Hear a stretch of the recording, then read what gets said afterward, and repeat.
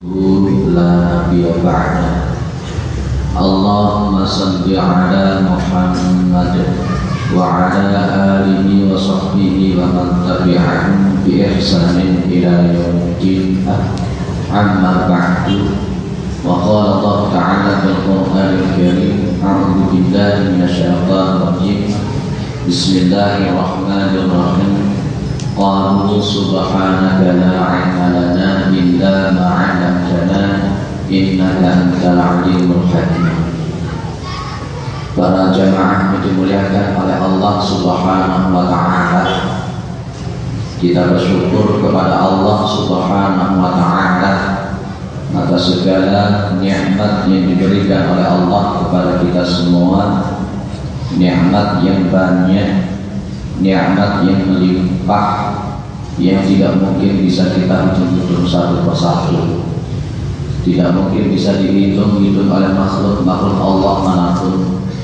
Sehingga di dalam Al-Quran kita hafal, kita paham Allah berfirman: wa in ta'uddu ni'matallahi la tuhsuha. Kita bersyukur sampai pada petang hari ini kita masih diberikan iman dan Islam, kita masih diberikan kesehatan jasmani maupun rohani kita, dan kita masih diberikan kesempatan oleh Allah Subhanahu wa Ta'ala untuk melakukan kewajiban-kewajiban kita.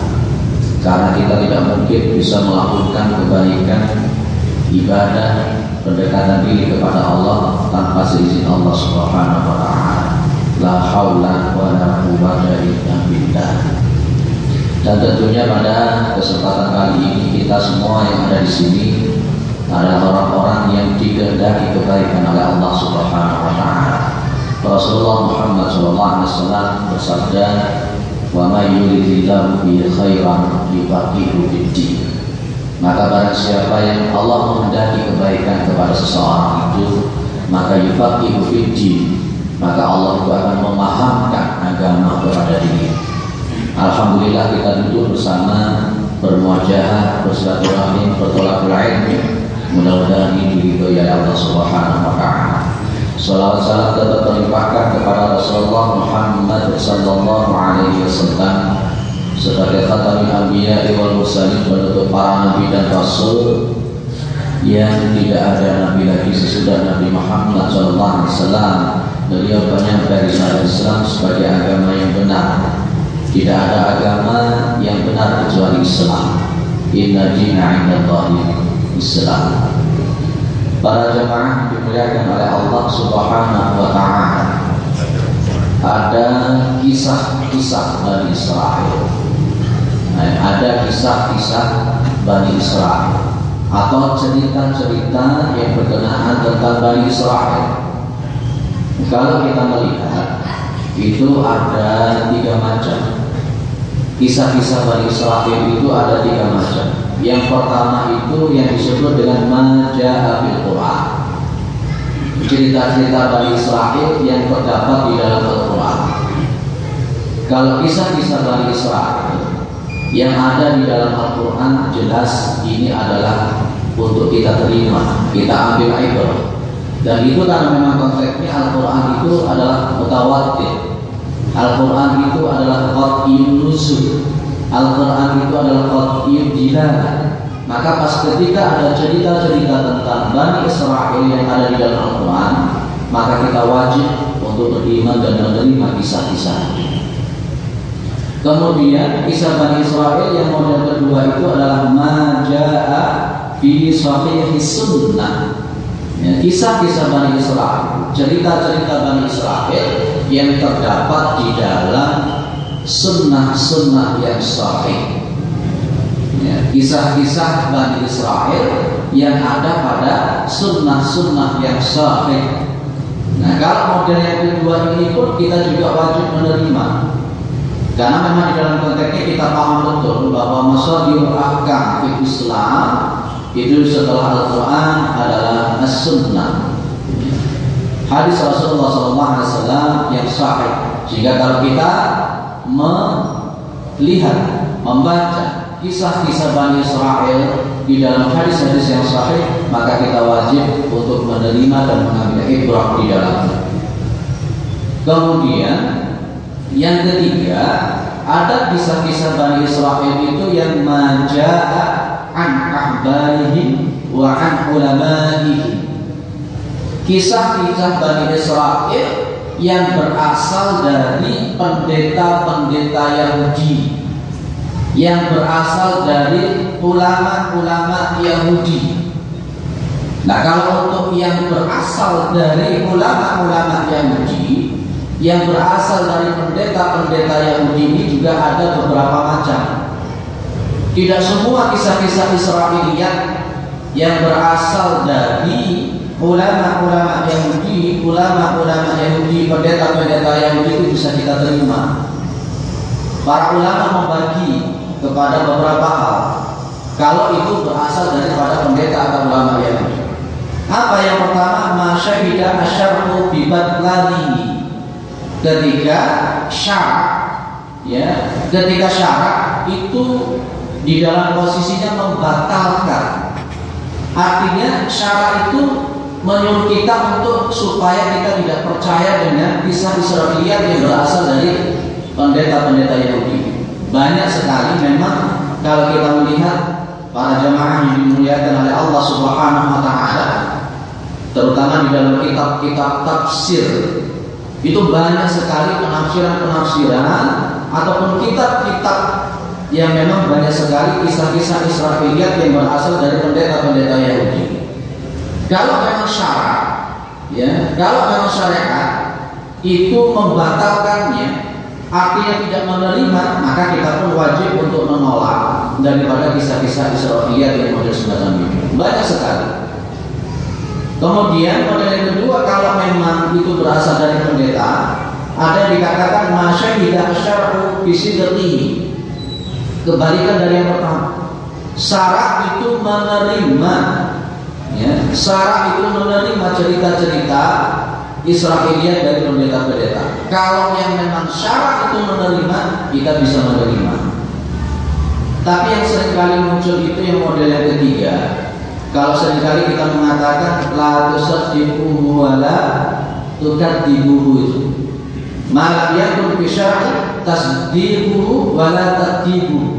Yang di dalam syarak itu tidak ada penjelasan tentang pembenaran Israiliyat dan juga tidak ada yang menunjukkan tentang tidak boleh menerima syariat atau Israiliyat itu.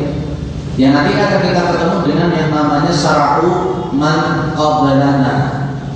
Kita akan ketemu dengan syara'u man qablana. Syara'u man qablana itu adalah syariat-syariat yang berasal dari syariat-syariat nabi-nabi dan rasul terdahulu, terutama dari kancah cerita Bani Israil. Itu ada tiga yang saya katakan: syarat menerima, syarat menolak, atau syarat mendiamkan. Pada kesempatan kali ini, para jamaah yang dimuliakan oleh Allah Subhanahu wa taala, saya ingin sedikit membahas tentang kisah Bani Israil yang terdapat di dalam sunnah yang sahih. Terdapat di dalam sunnah yang sahih. Jadi kalau memang sudah dikatakan dalam konteks sunnah yang sahih, berarti kita menerima. Kita menerima. Ada sebuah hadis yang diriwayatkan oleh Bukhari dan Muslim dari sahabat Abi Hurairah radhiyallahu anhu. Dari sahabat Abi Hurairah radhiyallahu anhu. Ini saya yakin para jemaah semua pernah membaca, bahkan pernah mempelajari. Kita akan ambil isyarat dari kisah yang semacam ini. Kalau Rasulullah SAW itu menceritakan pada masa lalu di dalam sunnah beliau itu tentang kisah tiga orang pada zaman Bani Israil yang masing-masing orang ini punya penyakit yang menjijikkan untuk manusia. Ada abros, ada aqra, dan ada akma. Kalau abros itu dia ini seseorang dari Bani Israil, dia itu kena penyakit belang, jadi kotor dan orang pada jijik sehingga menjauhi orang yang abros. Orang yang kedua itu adalah orang yang aqra. Aqra ini adalah orang yang semacam kepalanya itu tidak bisa ditumbuhi oleh rambut dan kotor, sehingga orang pun melihatnya jijik, sehingga menjauhi orang ini. Akal. Kemudian yang ketiga itu adalah a'ma, orang yang buta sejak lahir. Tiga orang ini di dalam cerita Rasulullah SAW, akhirnya mereka ini diutus, ya, malaikat itu diutus oleh Allah Subhanahu Wa Taala untuk menguji mereka. Malaikat diutus oleh Allah untuk menguji orang yang belang, orang yang botak, dan orang yang buta ini didatangi oleh malaikat. Ini tentunya kita harus percaya. Apa bisa ya malaikat itu datang menguji seseorang? Karena memang ini dalam konteksnya adalah Bukhari dan Muslim, sanadnya adalah sahih, benar dari Rasulullah SAW. Maka kita percaya bahwa malaikat itu memang pernah datang untuk menguji tiga orang. Diuji. Lah, kemudian pas ketika mereka datang, yang didatangi oleh malaikat itu masing-masing ditanya oleh malaikat ini. Orang yang pertama, orang yang abras, orang yang belang ini ditanya oleh malaikat. Dia mengatakan, ayu syai'in ahabbu ilaik. Ayu syai'in ahabbu ilaik. Ya, sesuatu apa sih? Apa sih sesuatu yang paling kamu suka itu apa?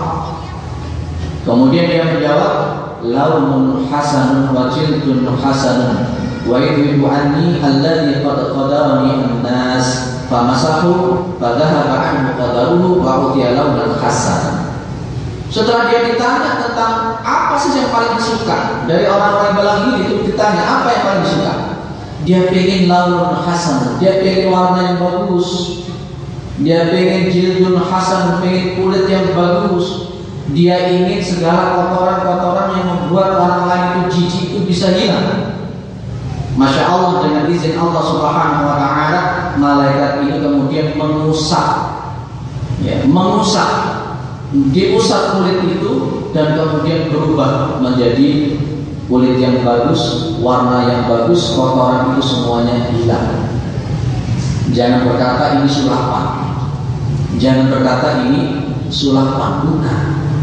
Ini salah satu izin Allah Subhanahu Wa Taala. Idza arada syai'an ayyakula lahu kun fayakun. Kalau Allah itu menghendaki sesuatu itu terjadi, maka pasti akan jadi. Hanya diusap saja, kemudian penyakit dari orang yang kulitnya belang ini, yang kotor ini hilang, bersih, berganti dengan kulit yang diinginkan.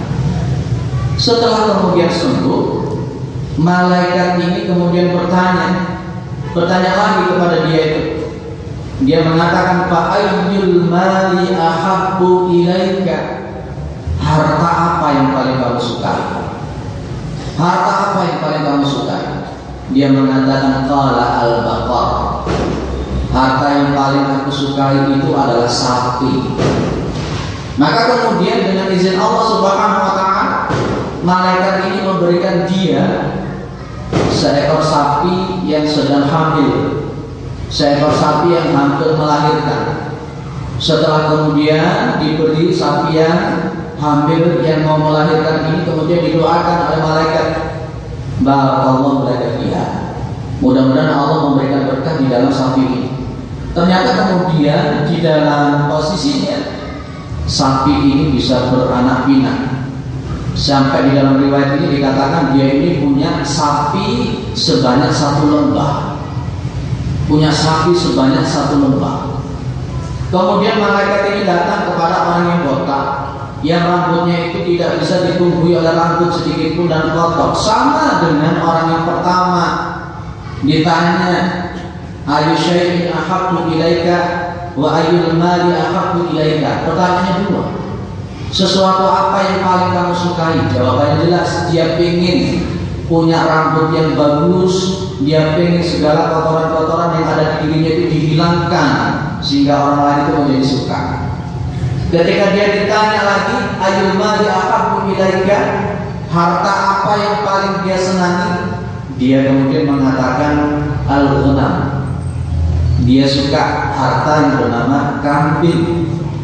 Akhirnya sama dengan orang yang pertama, dia diberi yang namanya kambing yang hampir melahirkan dan didoakan oleh malaikat. Dan kemudian di dalam riwayat dikatakan orang ini kemudian mempunyai kambing sebanyak 1 lebah. Banyak sekali kambingnya. Kemudian malaikat ini datang lagi kepada orang yang ketiga, yaitu orang yang buta. Sama dengan orang pertama dan orang kedua. Pertanyaannya dua. Ayu syai'in ahabbu ilaika wa ayul mali ahabbu ilaika. Sesuatu apa yang paling kamu sukai? Dia mengatakan jelas-jelas itu jawabannya. Dia ingin supaya matanya yang buta itu bisa dikembalikan, disembuhkan, diusap lagi sembuh. Dia ditanya lagi, wa ayyul mali ahabbu ilaika, harta apa yang paling kamu sukai? Dia kemudian mengatakan kalau tadi itu sukanya yang namanya sapi orang pertama, orang yang kedua itu sukanya yang namanya kambing.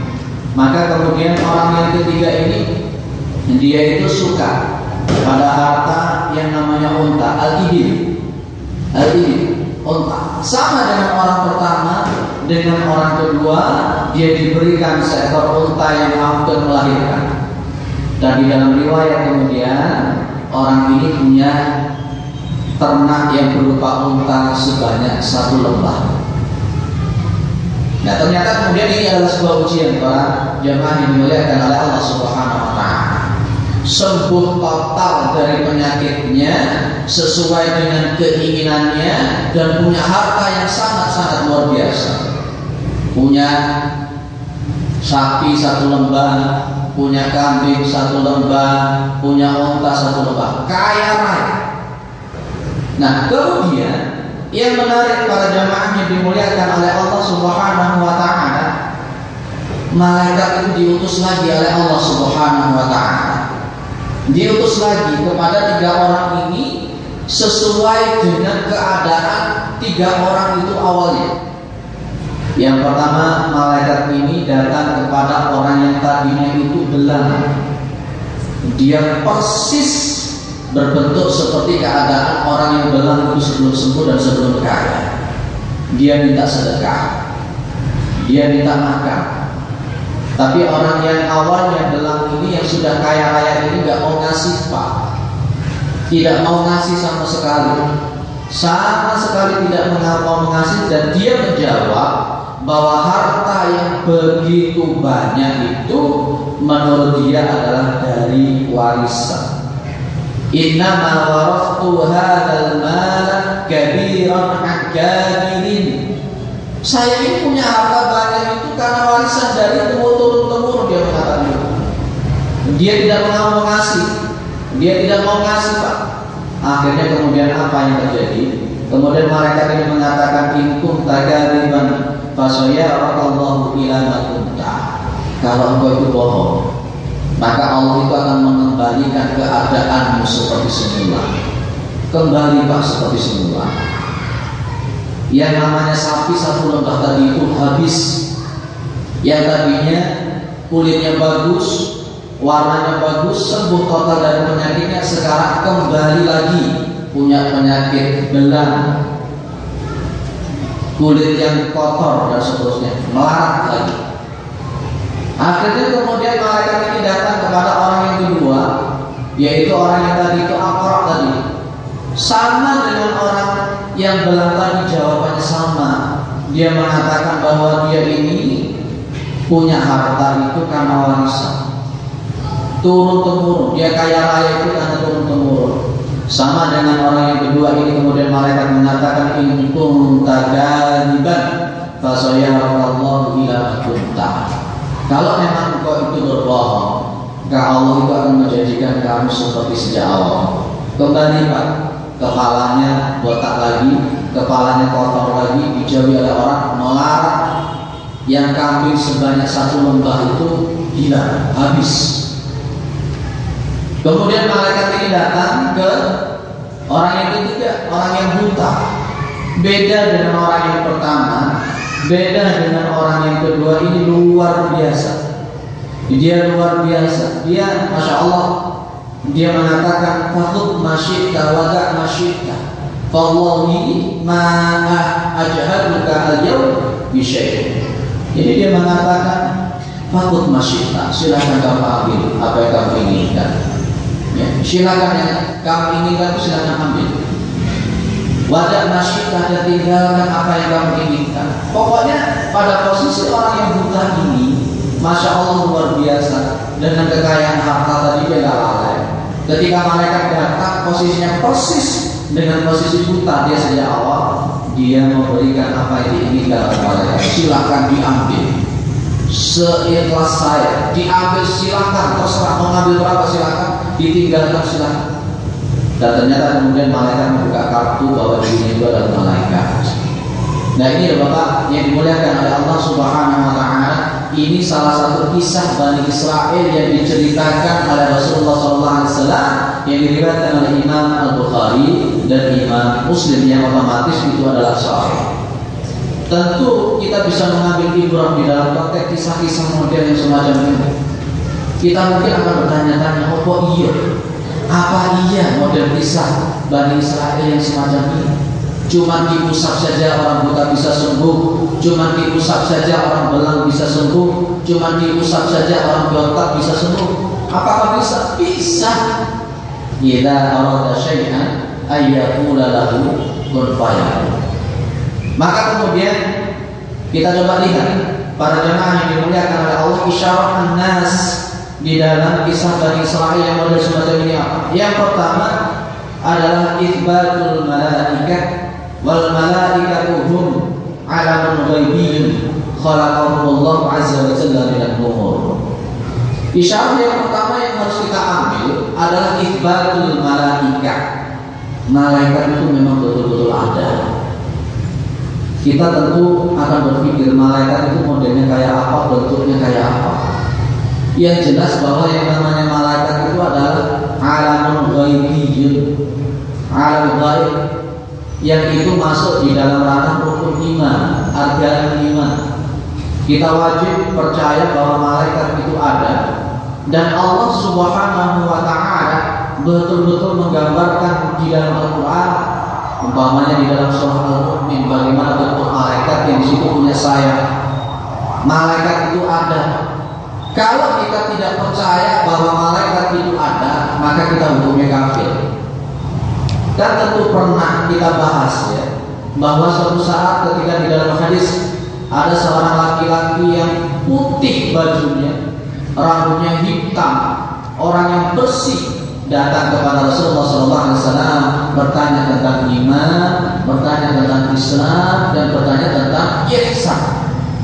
Ketika dia bertanya kepada Rasulullah tentang masalah iman, salah satu yang disebutkan oleh Rasulullah SAW itu adalah iman kepada malaikat. Malaikat itu ada, dan tidak perlu kita punya mirip-mirip tertentu, amalan-amalan tertentu supaya ketemu malaikat, tidak usah. Dulu pas ketika saya SMA itu guru saya ngomong begini, ini tak kasih amalan supaya kamu bisa ketemu malaikat. Saya ngomong, Ustaz, tanpa amalan itu kita pasti akan ketemu malaikat. Nggak tahu kapan kita ketemu, pasti kita akan ketemu malaikat. Siapa? Malaikat Israel. Pasti kita akan ketemu. Ya. Kapan? Nggak usah amalan, nggak usah militan sampai semalam suntuk militan, nggak usah. Kita pasti akan ketemu dengan malaikat Israel. Nanti kalau sudah masuk ke dalam alam barzakh pasti akan ketemu dengan malaikat Munkar dan Nakir. Yakinkan bahwa malaikat itu adalah ada. Yang kedua, yang bisa kita ambil isyarat daripada kisah Bani Israil yang kita sebut tadi, annal malaikata qad yakununa ala surati bani Adam. Bahwa sesungguhnya malaikat itu kadang-kadang mereka itu bisa berbentuk manusia. Ini hak. Malaikat itu bisa berbentuk seperti manusia, bisa berbentuk manusia atas izin Allah Subhanahu Wa Taala. Dan itu jelas diterangkan oleh Rasulullah SAW terutama pada waktu perang Badar. Jadi malaikat itu yang diciptakan oleh Allah Subhanahu Wa Taala dari nur, dari cahaya, yang sifatnya adalah la ya'sunallaha ma amarahu wa yaf'aluna ma tu'marun. Itu bisa berbentuk manusia, bisa berbentuk seperti yang diinginkan oleh malaikat itu atas izin Allah Subhanahu Wa Taala. Di dalam kisah ini Malaikat itu berbentuk manusia yang menguji kepada 3 orang. Orang yang belang, orang yang botak, dan orang yang buta. Maka kadang-kadang saya itu sering ngomong kepada para jamaah, hati-hati ketika Anda itu meremehkan seseorang walaupun bentuknya sejelek seperti yang Anda kira. Kita nggak tahu apakah mungkin dia itu memang adalah ujian dari Allah Subhanahu wa Ta'ala yang sengaja ditampakkan oleh Allah di hadapan kita. Bagaimana sikap hati kita ketika melihat ada orang yang model semacam itu.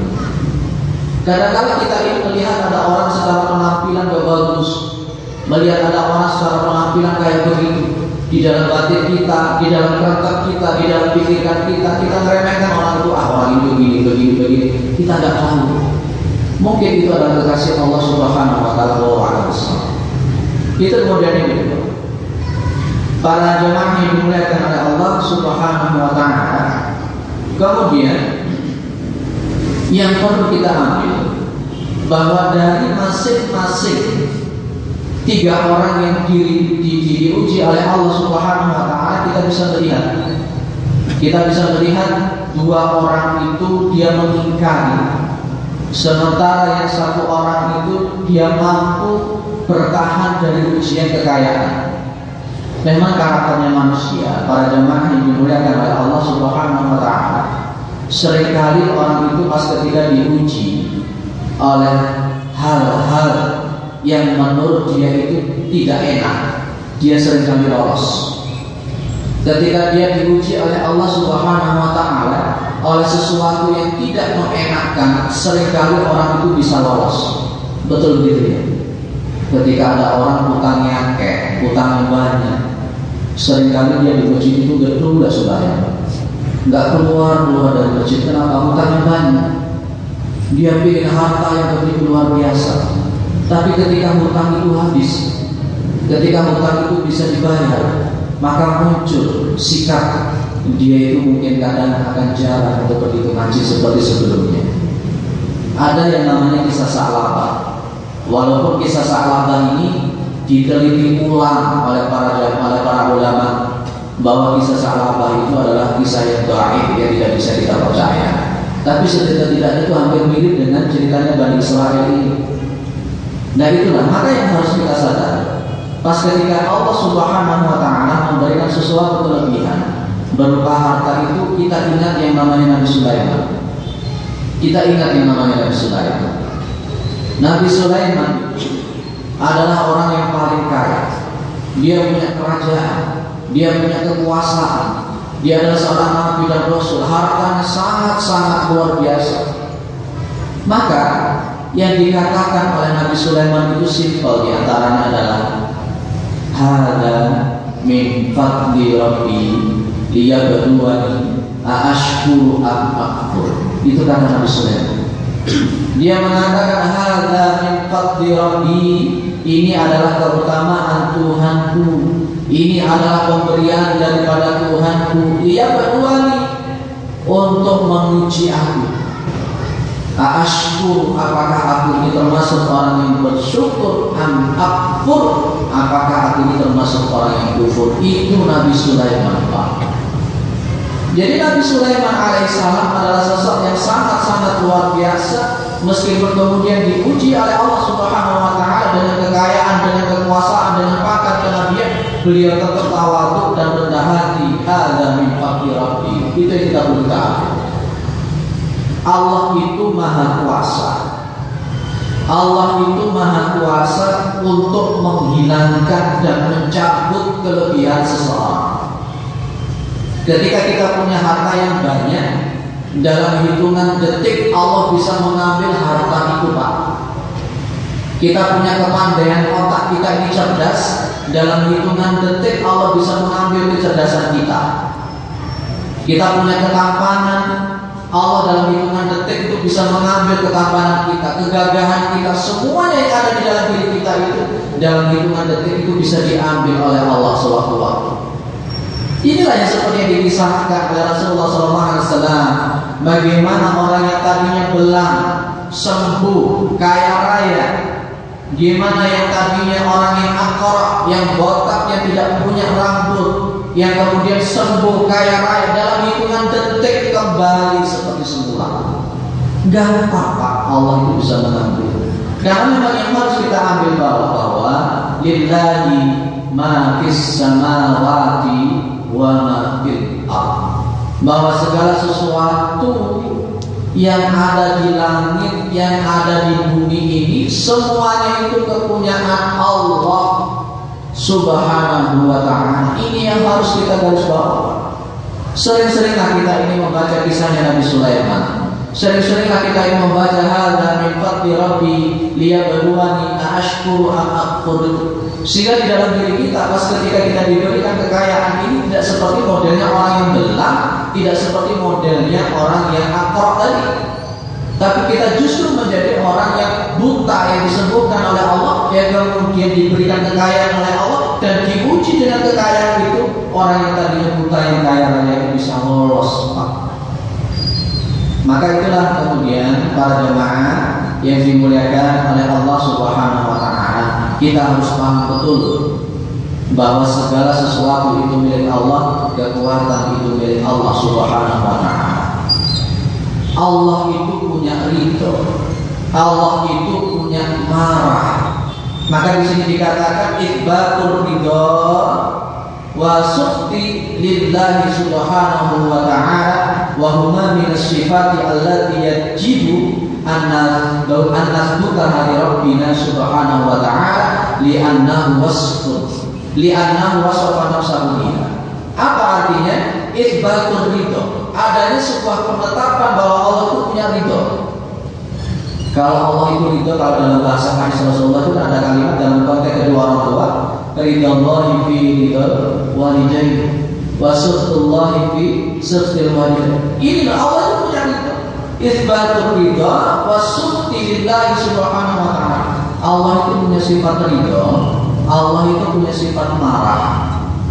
Jadi kalau kita melihat di dalam konteks kisah Bani Israil 3 orang ini, Allah itu marah kepada dua orang, dan Allah itu ridha kepada satu orang. Allah itu marah kepada 2 orang yang tadinya itu belang, yang tadinya itu akara, botak. Ketika diuji, didatangi oleh malaikat yang berbentuk seperti mereka nggak lolos, akhirnya dengan kemarahan Allah Subhanahu wa ta'ala diambil balik. Kemudian yang satu orang Allah itu ridho, sehingga dengan keridhaan pas ketika diuji itu dia lolos, maka hartanya tetap, penyakitnya tidak kembali seperti semula. Dan kita harus yakin bagaimana ridhonya Allah, bagaimana sifat marahnya Allah itu adalah mukhalafatu lil hawadits. Apa maksudnya? Ridhonya Allah itu jangan disamakan dengan ridhonya manusia. Marahnya Allah itu jangan disamakan dengan marahnya manusia. Allah itu mukhalafatu lil hawadits. Allah itu berbeda dengan makhluk. Kalau memang Allah itu punya sifat ridho, kalau Allah itu punya sifat marah, maka berpikirlah tentang sifatnya Allah. Tafakkaru fi khalqillahi wa la tafakkaru fi zatillah. Berpikirlah tentang penciptaan Allah dan jangan berpikir tentang zatnya Allah. Allah itu ridho, Allah itu marah. Ya sudah, seperti itu. Sehingga kemudian yang perlu kita lakukan adalah wajib menerima sifat-sifat Allah yang model semacam ini. Maka wahuma minas sifati allati yajibu an nathbutaha li rabbina. Keduanya, sifat ridho dan sifat marah itu merupakan sifat-sifat yang wajib bagi kita semua untuk menetapkan adanya sifat-sifat Allah Subhanahu wa ta'ala itu demikian. Kalau boleh saya katakan, di dalam akidah Ahlus Sunnah wal Jamaah itu kan ada sifat wajib, ada sifat mustahil, dan ada sifat jaiz. Kita wajib percaya dengan sifat-sifat Allah semacam ini, Pak. Itu adalah akidah Ahlussunnah wal Jamaah. Tetapi sekali lagi, pemahaman sifat-sifat Allah Subhanahu wa ta'ala itu harus dibedakan dengan sifat-sifat manusia. Al-Quran telah memberikan informasi kepada kita. Ada kalimat umpamanya radhiyallahu anhum wa radu an di dalam surah Al-Bayyinah. Radhiyallahu anhum wa radu an. Allah itu ridho kepada mereka. Yang awalnya adalah innalladzina amanu wa amilus shalihati. Itu yang diridhoi oleh Allah Subhanahu wa taala. Orang yang buta tadi itu Bapak, yang diuji oleh Allah Subhanahu wa taala, dia lolos dengan kekayaan yang begitu luar biasa. Kenapa? Ada amal wa amilus shalihah. Dia beriman betul. Makanya pas ketika dia itu diuji, ketika dia didatangi oleh malaikat itu, masya Allah, dia sungguh-sungguh luar biasa jawabannya. Ya. Dia mengatakan qad kuntu a'man, sungguh aku dulu itu telah menjadi orang yang buta. Faradallahu ila basar. Maka faradallahu ila basar. Maka Allah Subhanahu wa taala mengembalikan pandanganku, Allah mengembalikan mataku. Ini loh Pak seharusnya yang kita lakukan. Pas ketika kita punya kelebihan, kita bersikap seperti orang yang buta ini. Dan itu yang membawa ridha Allah Subhanahu wa taala. Kita akan mengatakan oh ini adalah keutamaan dari Tuhanku. Enggak boleh kita itu menjadi orang yang sombong. Enggak boleh kita itu menjadi orang yang congkak dengan kelebihan-kelebihan kita. Salah satu cirinya ketika orang itu sombong dengan kelebihan-kelebihan itu, yang kata Rasulullah, al-kibru batarul haqqi wa ghamdun nas. Ciri orang-orang yang sombong itu adalah ketika dia itu suka menolak kebenaran dan suka meremehkan dan merendahkan orang lain.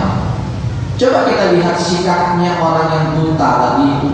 Dia tidak mau meremehkan meskipun yang datang itu adalah seorang yang kotor, seorang yang buta. Dia sangat-sangat luar biasa.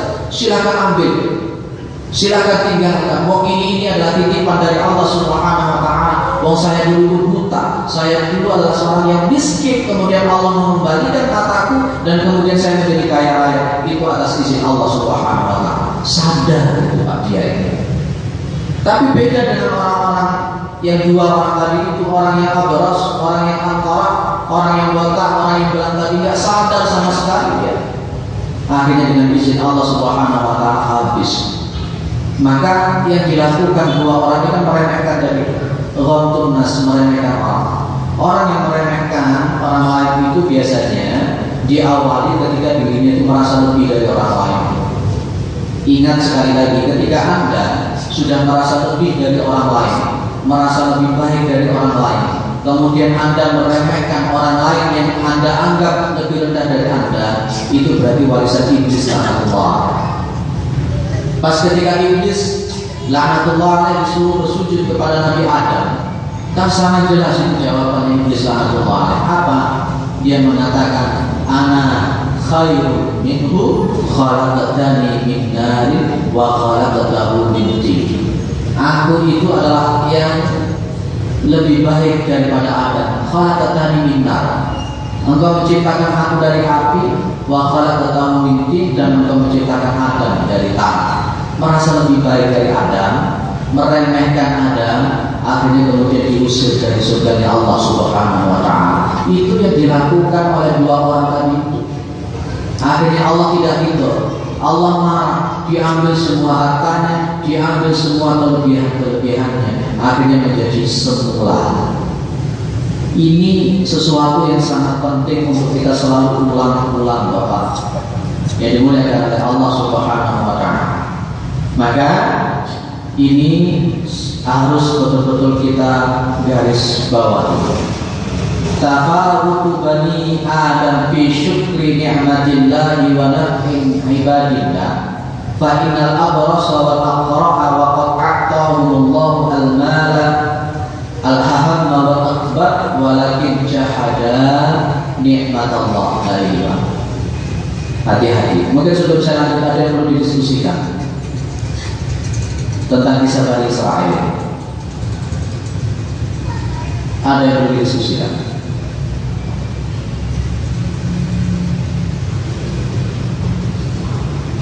Tidak ada. Kalau dia ini ada dua kemungkinan ya Pak ya. Dua kemungkinan. Mudah-mudahan kemungkinan yang paling pertama adalah paham dan bisa mengambil ibarat dari kisah Bani Israil ini. Tidak masuk telinga kanan, keluar telinga kanan lagi. Ya. Baik. Kemudian yang bisa kita ambil di dalam konteks isyarah nas daripada kisah Bani Israil ini apa? Annallaha qad yubariku lil insani bil mali hatta yantajahu asy-syai'u al-katsir. Allah Subhanahu wa ta'ala itu sungguh bisa memberikan keberkahan kepada harta, sehingga harta itu bisa berkembang menjadi sesuatu yang sangat banyak. Itu tidak mustahil bagi Allah Subhanahu wa ta'ala. Anda bisa melihat bagaimana mungkin ketika ada seseorang yang pagi hari dia itu miskin, sore harinya bisa kaya raya. Bisa tak Allah seperti itu? Bisa.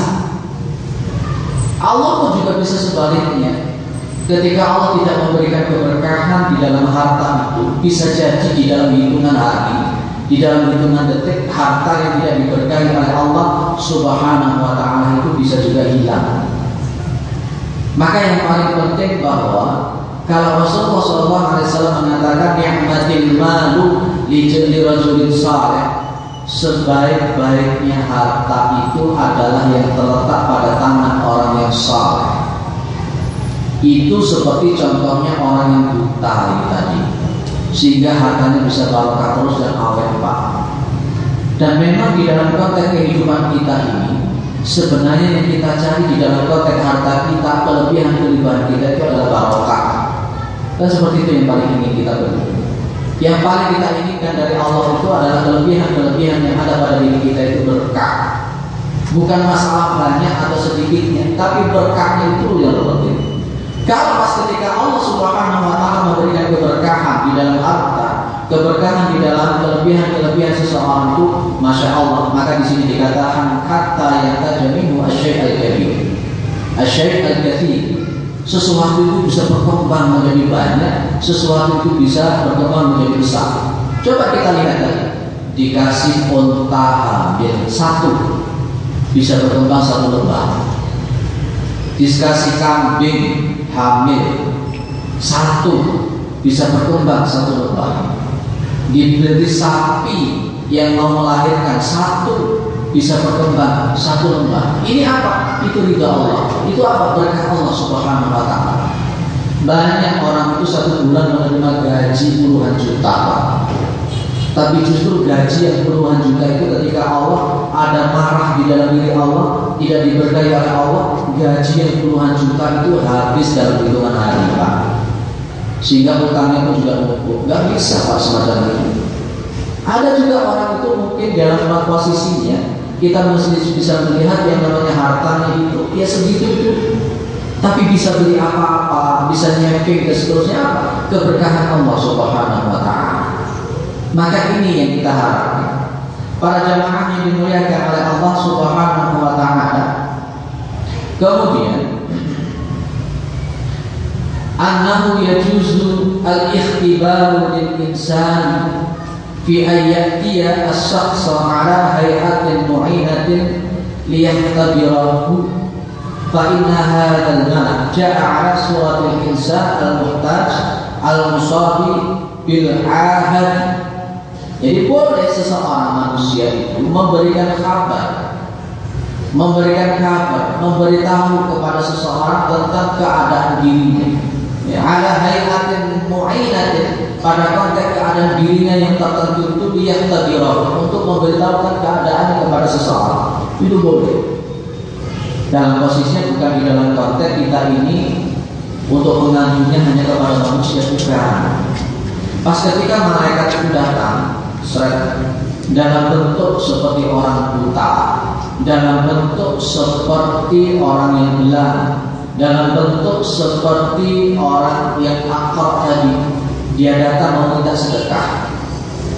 Dia memberitahu bahwa dirinya itu lapar, bahwa dirinya itu miskin, bahwa dirinya itu terkena musibah dari Allah Subhanahu wa ta'ala. Ini diperkenankan pas ketika dalam posisi yang memang sangat-sangat dibutuhkan dalam model semacam itu. Artinya apa? Boleh kita itu meminta-minta di dalam posisi karena dalam darurat. Ad-daruratu tubihul mahdurat, sehingga boleh pas ketika kita memang dalam posisi musibah yang sangat-sangat luar biasa, kita tidak mungkin untuk mencari pekerjaan karena kondisi kita seperti itu. Ada udzur-udzur syar'i yang tidak memungkinkan kita mencari nafkah, hanya bisa dilakukan dengan meminta-minta. Kalau yang semacam itu boleh, Pak. Boleh kalau ada semacam itu, tetapi bukan di dalam ranah untuk memperkaya diri, tapi hanya meminta di dalam hanya sekedar untuk menguatkan dirinya sesuatu untuk menguatkan dirinya. Itu boleh kalau ada seperti itu. Kalau yang semacam itu dalam konteksnya famaniturra ghairu baghin wala 'adil fala ithma 'alaih. Itu kalau dalam posisinya paman itu barang siapa yang memang betul-betul terpaksa, paman itu ghairu baghin wala 'adil fala ithma 'alaih. Itu boleh. Tapi kalau di dalam posisinya kemudian seperti profesi-profesi yang dilakukan orang-orang yang sekarang itu, mereka dandan seperti orang miskin, dandan seperti orang kaya, kemudian mereka meminta-minta di dalam rangka untuk memperkaya diri, itu yang haram. Itu yang tidak diperkenankan. Itu yang nantinya kata Rasulullah SAW akan dibangkitkan pada yaumul qiyamah sementara mukanya itu tanpa daging sama sekali. Nah, itu Pak, di antara isyarat-isyarat nas yang bisa kita ambil dari kisah 3 orang dalam Bani Israel. Monggo nanti bisa dibaca ulang di kitab Sharh Riyadhus Shalihin punyanya Syekh Al-Utsaimin di juz yang pertama, di halaman 286. Moga nanti bisa dibaca ulang, bisa dipahami ulang seperti yang saya sampaikan ini. Yang jelas yang perlu kita garis bawahi bahwa